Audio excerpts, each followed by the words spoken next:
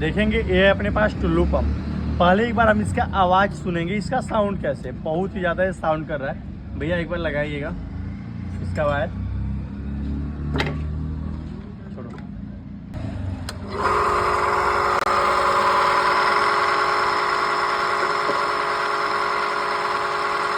बंद कर दीजिए।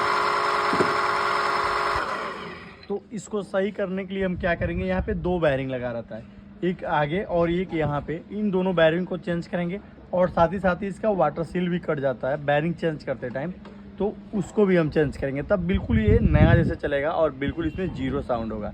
तो फॉलो करें मेरे भाई, ऐसे टेक्निकल